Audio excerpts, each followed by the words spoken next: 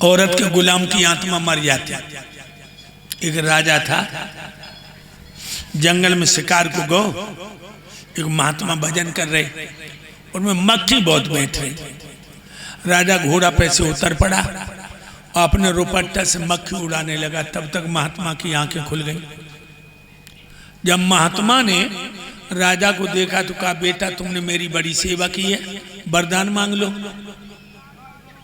राजा कहने लगा, महाराज कछु ने मक्खी उड़ाई, हमने मक्खी, तो मांग लो।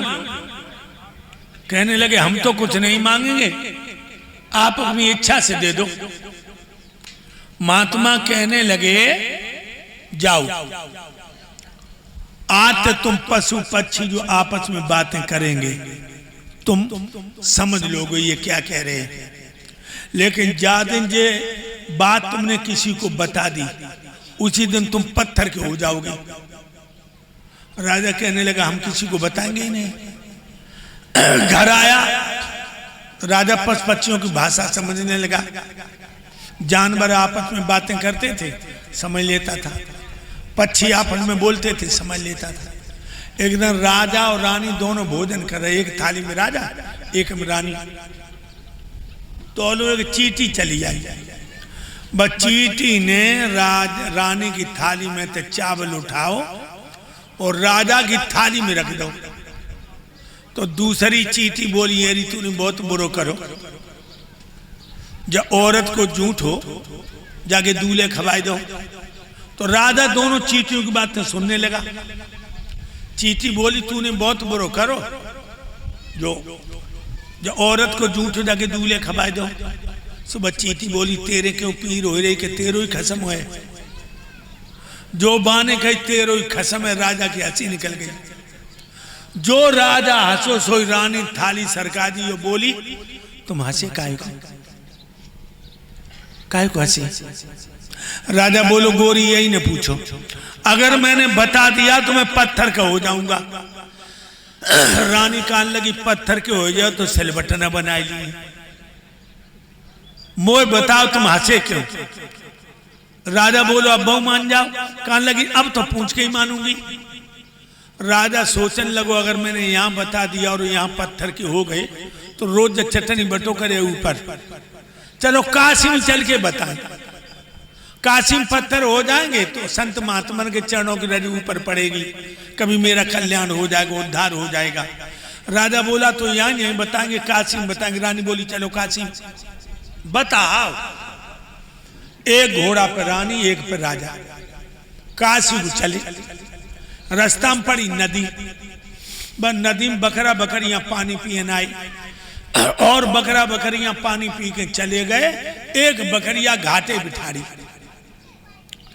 जब बाको बकरा 3-4 खेत निकलियो, बन देखो हमारी बकरिया नहीं दिखाई दे रही, तो जो पीछे देखो वह घाटे बिठारी। जो बकरा लौट के आओ और यहाँ राजा रानी घोड़ा पहुंची है। तो बकरा दूर से ही बोलो अपनी भाषा, अरे पानी पीना पाओ। तो राजा भाषा समझता था, रानी को इशारा करो, रुक जाओ। घोड़ा रुक गए दोनों। बकरा पास में आओ, बोलो हम 4 खेत निकलिए, तू जाई घाट बिठारी, पानी पीना पाओ। बकरिया कहने लगी, पानी तो पी लो, फिर क्यों खड़ी? बकरिया बोली, जो नदी में फूल बहुत जाते फूल, जब फूलों को तुम मोह खवाई दो। बकरा बोलो, उल्लू की पट्टी, कितनी जोर पानी बह रहा, हम तो तैरबो ना जाने, फूल लेने गए हम तो मरे। बकरिया बोली, तुम मर जाए हो, तुम दूसरों बकरा ढूंढ लिए, तुम वो फूल खवाई दो। सो बकरा राजा रानी की तरफ देख के बोलो, क्यों री? क्या तू जो राजा समझ रही, जो औरत के चक्कर में पत्थर हो जाए रहो, नहीं चलेगा, नहीं चलेगा। सब बकरा पीछे हटो और जो सींगन की ठोकर दई, सो बकरिया मैं मुंह जाए भाजा जाए, मुंह जाए भाजा जाए। सोई राजा घोड़ा पर से उतर पड़ू, कान लगे नीचे आ, और बाँ पकड़ खींच ली बाने और ले चमड़ा बालो हंटर और राजा चिपटू। एड़ी ते चुटियालू देड़ के दद्दा सोई कान लगी, ना बताओ घरे ले चलो, ना बताओ घरे ले चलो। समझो, औरत के गुलाम बन के मत रहना, और जब इंजेक्शन की जरूरत पड़े तो देर मत करना। अरे दैया तोलो मौसी चौका में ते करी।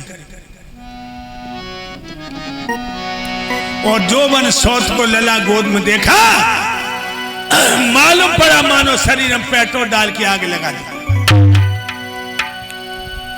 देख लला को गोद बढ़िया क्रोध भबकिया हियो, जन बहा पकड़ के बेटा के धाकेला कस के। क्या हुआ लोग? ध्रुव मुंह के बल चट्टान पर गिर पड़ा। अरे धकेला दियो मौसी ने दियो, जन बहा पकड़ के कस के रे धकेला पन दियो।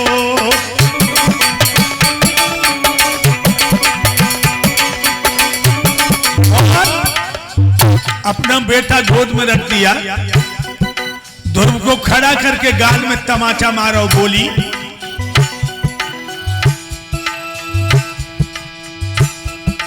चल दूर खड़ा हो, अरे नीच किन के मुकाबले आओ है। आधार कालिका बन गई है, गोदी में गधा चढ़ाओ है।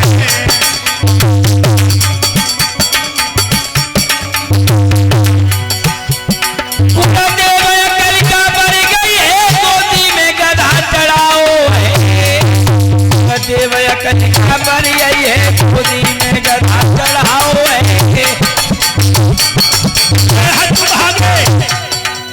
हथ भागे पूर्व में कहीं थोड़ा भी भजन किया होता, तो उत्तम के बदले तूने मेरे को जन्म दिया होता।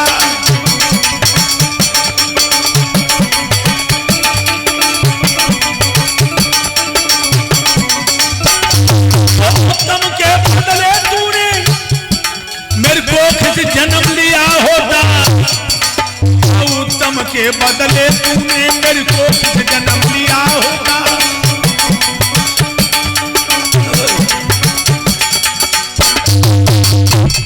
कहने लगी, अगर तूने पहले जन्म में भजन किया होता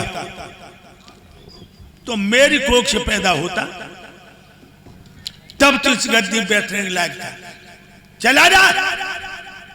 मेरे भाइयों, वो शुद्ध हृदय वाला बालक अपने दिल पे चोट नहीं सह सका,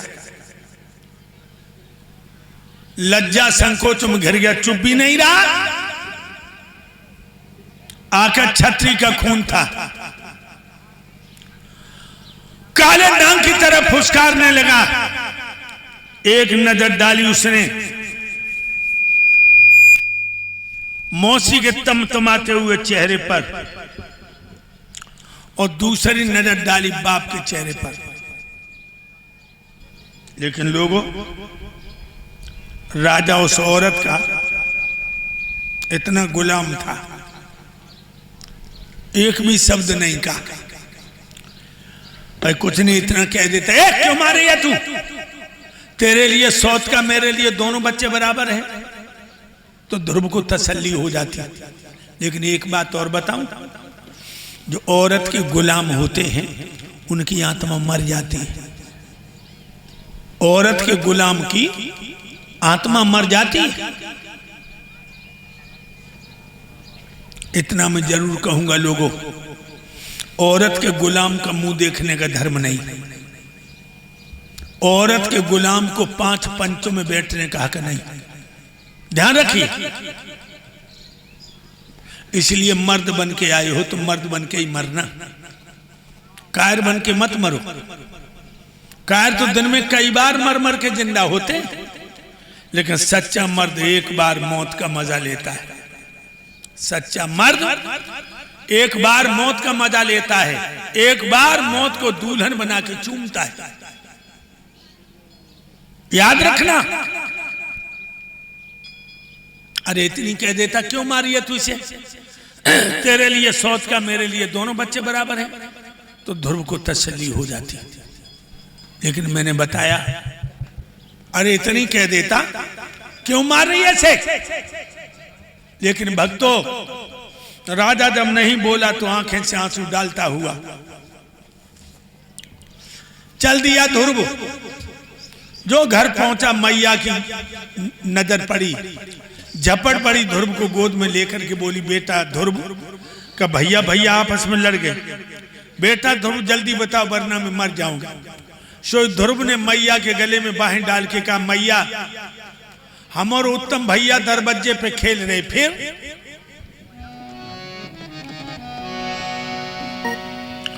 बाबुल ने मोई उठाई गोद बैठारो,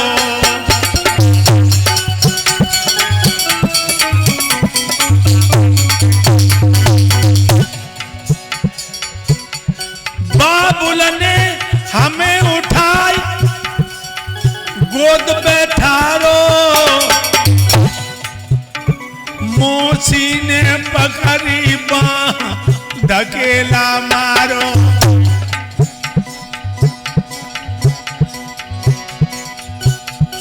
मेरी मैया बहन बके कलेजे छोले हैं, मौसी को दुख मोए नाई, पिताजी नहीं मुंह से बोले। भैया सुन बेटा के बेन, मैया की छाती फटी है, अब तो सुन बेटा के बयान, अभागिन की छाती फटी है।